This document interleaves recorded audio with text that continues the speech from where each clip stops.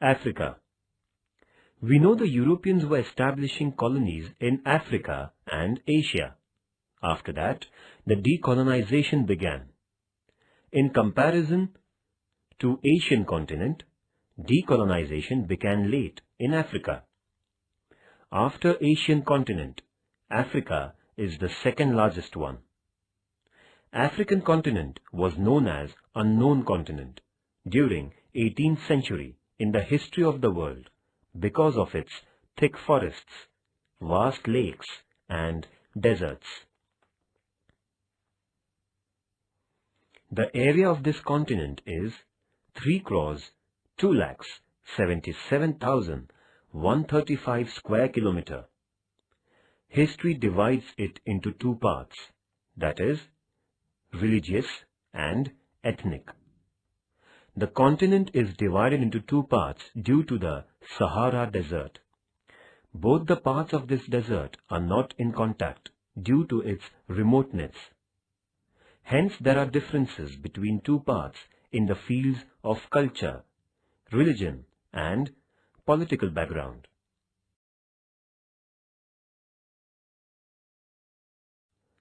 Trade of slaves. The European nations had started trades and industries in Africa, along with slave trade. African colonies used ships going towards Eastern nations to supply materials such as gold, minerals, and ivory, as well as slaves. Selling slaves was the main trade. Portuguese traders were first to take African slaves to their nation. Trade of slaves was in existence since ancient time in Africa. Arabian traders also did the same trade for hundreds of years before and used to sell the African slaves on a large scale in Western Asian countries. European people took advantage of the backwardness of Africans and made them quarrel among themselves as well as encouraged the battles for capturing of slaves. The African people who were captured were sold as slaves. Slaves were hard working for their masters in newly established European colonies. Slave trade was one of the reasons for colonialism.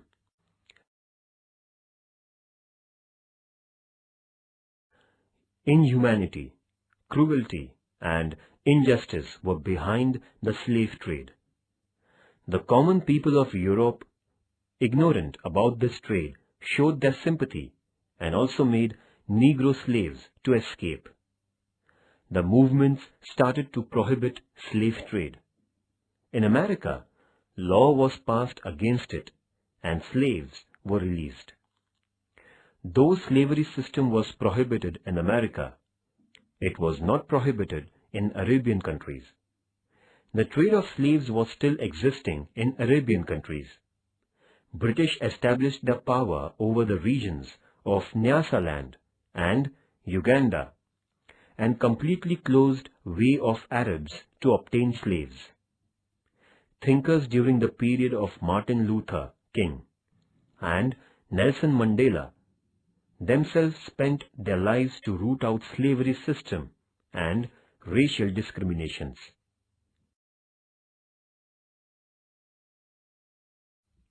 Consequences. First, nationalism spread among European colonies due to the national movements in Asia. National movements in Asia affected the minds of African people. Africa concentrated its attention towards Indian national movement. African nationalists were impressed by Mahatma Gandhiji's non-violence movement held in southern Africa and Indian national movement. Second, international political incidents affected the minds of African people and they demanded the total freedom. Two reactions came out through national movements in Africa. One was to make treaty with the colonizer and the other to give freedom to them. That's why India, Brahmadesh, Sri Lanka, etc. nations from Asian countries received freedom, and second was that France, Holland, Portugal, etc. spoiled national movements. Hence, Ghana, Rhodesia, Kenya, etc. nations obtained freedom very late.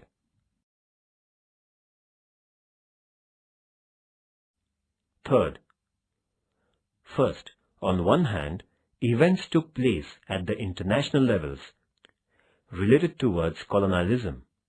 Second, on the other hand, the European nations became weaker and weaker due to participation in the Second World War. Third, after the Second World War, national movement against colonialism became more active, and England was unable to resist it. England released its colonies which were under its power in Africa and Asia. At the same time, France, Holland, Portugal, etc. tried to resist their colonialism by suppressing national movement. National movements were spread in Asian and African continents, and the events took place in the world related with emancipation from colonialism. Under pressure of international thoughts against colonialism, Western countries had released the colonies which were under their power. Thus, the process of decolonization was completed.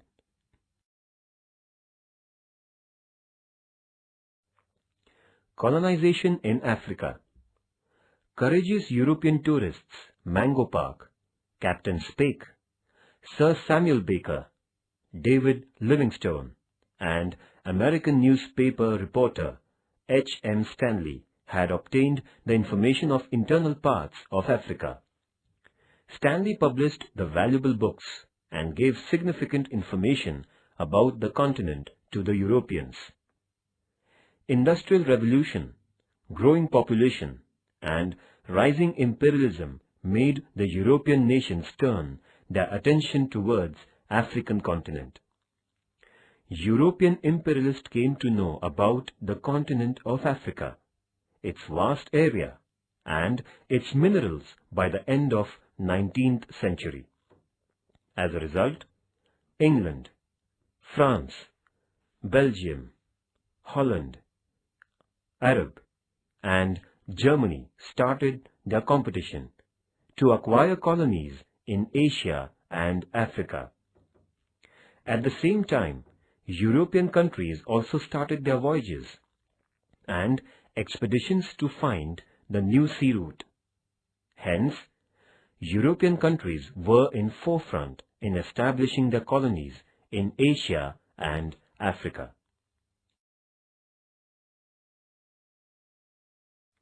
First, Belgium. Belgium was the first nation to concentrate its attention on Africa.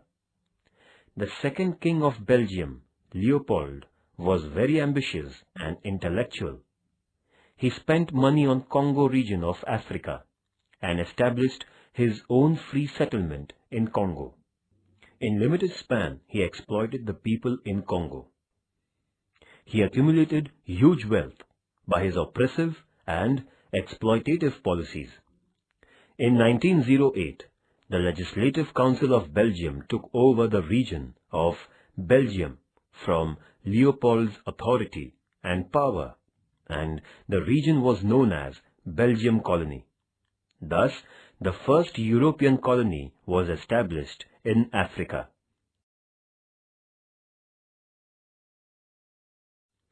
European nations were attracted towards the natural and mineral resources of Africa because they had seen that Leopold had obtained huge wealth from Congo region. European nation had taken first step of colonizing in Africa in 1871. There was scope of imperialism in Africa as there were gold and silver mines. Hence, after setting up the colony of Belgium in Africa, other European nations started to settle and make their own colonies in Africa. we found the effect of industrialization all over the world, as well as the settlements of colonies in the Africa continent during 18th century. After Industrial Revolution, European nations' attention was attracted towards Africa to establish new colonies and new market to sell their products and to buy cheap raw materials.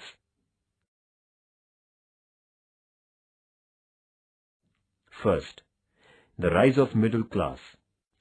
All colonial powers established the educational institutions to give education and to make use of them for administration. Europeans tried to force the colonies to follow their culture, to accept their religion, and to speak their language. New middle class was formed due to European educational system and with the contact of foreign culture, lawyers, teachers, common man, traders, etc. were included in the new middle class. They came to know about general conditions, European countries, and the concepts like democracy, nationalism, literacy, etc. From this knowledge, they came to know about the critical conditions of economic exploitation, poverty, and slavery system. Second, Portugal and Spain. Portugal was the first European nation which established first permanent colony in Africa on the border of Ghana territory. Portugal empowered over the region Angola and established a new colony on the border of Eastern Africa named Mozambique. Spain established power over the islands which in Guinea coast, some region of Morocco, and some region of Rio de Oro like Portugal.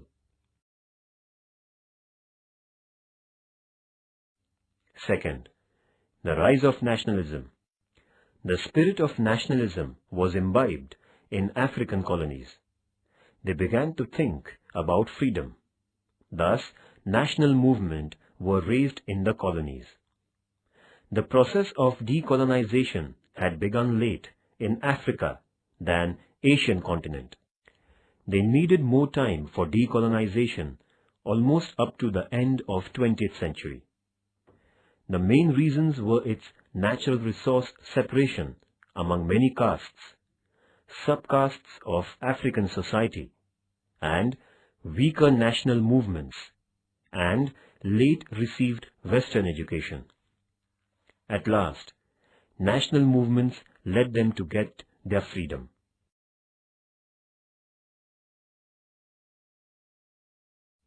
Third, Dutch. Dutch people established supply center at Cape Town, in southern part for the ships, which were going towards east. Then the center was converted into a large colony.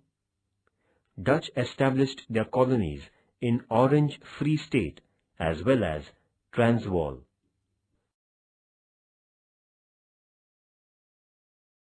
Third, national movement. Kwame Nkrumah got freedom to the Gold Coast colony, which is known as Ghana region, by organized form of national movement in 1957, whereas a famous leader, Jomo Kenyatta from Kenya, organized the movement Mau Mau, and Kenya became free from British rule. Robert Mugabe's Patriotic Front Party fought against British and obtained freedom to the nation West Rhodesia, now known as Zimbabwe. Nelson Mandela fought a long battle in South Africa against colonialism and discrimination of colors and ethnic group. By the end of 20th century, all colonies in Africa became free. Fourth, French. France established and brought under their power the important colonies like Senegal and Gabon at the western border of Africa. After that, French brought under their control the region of northern Congo, and in 1883, France joined Ivory Coast to their reign. France declared Port Nova region as safety region. France challenged Portugal and brought under their control Dahomey region, which was at western side of Nigeria. By 1914, French brought under its control and power the region from Sahara Desert of North-South Africa to West Ivory Coast and up to French Guiana.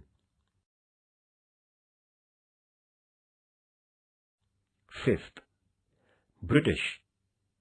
Britain was not behind among European countries to establish the colonies in Africa. British established their market for the trade of slaves in Sierra Leone, and then they established colony for escaped Negro slaves. Up to 1906, England brought under its control and power the regions Cape of Good Hope, Natal, Transvaal, Rhodesia, Orange Free State, Nyasaland, Zanzibar, Pemba and Uganda. In 1920, British established Union Territory with the combination of the four colonies, that is, Cape of Good Hope, Natal, Orange Free State and Transvaal.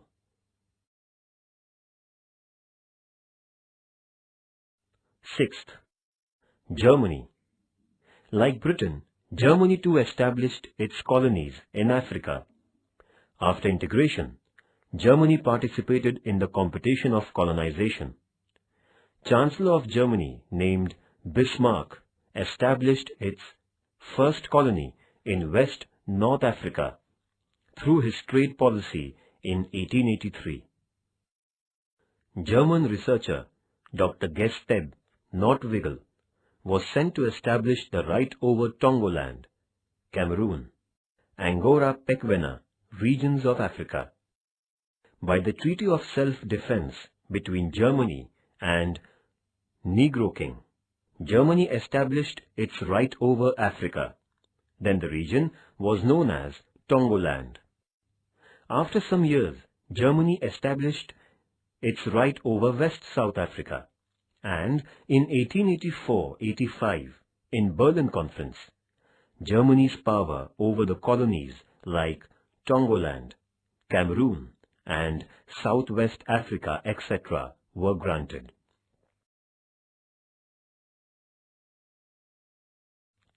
From the beginnings to end of the 19th century, entire African continent was suffering from European imperialism, establishment of colonies, and unification of them.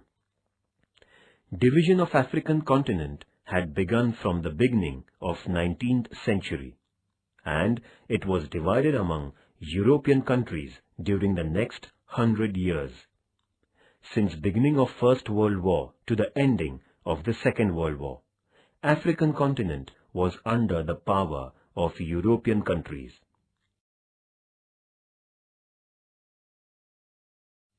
Due to colonialism of Europeans, underdeveloped and backward countries had become weaker and weaker in the fields of wealth, including natural resources.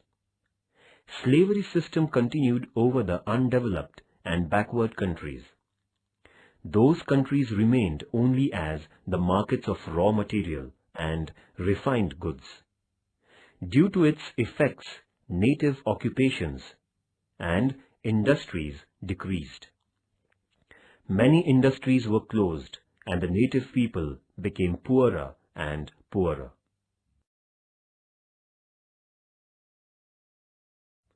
The European countries tried to force native Africans to accept their culture and religion. Europeans tried to make conflict among the proper native folks, as well as tried to decrease their moral values. The Europeans established their rights and control over the poor public. Thus, they established their empire. Though there was democracy in European countries, they supported the local monarchy in Africa, for their existence forever in Africa. For the same reason, injustice, exploitation increased greatly. Its another example was trade of slaves.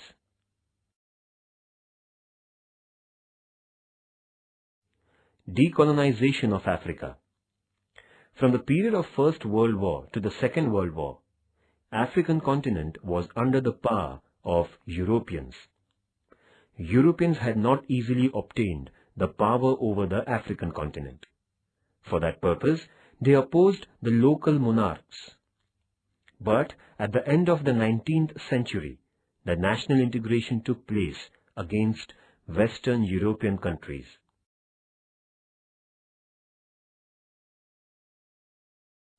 Conclusion. The continent was known as unknown continent has now completely changed. Free nations accepted the new thoughts, and this continent's darkness had disappeared forever. An Africa continent began to develop.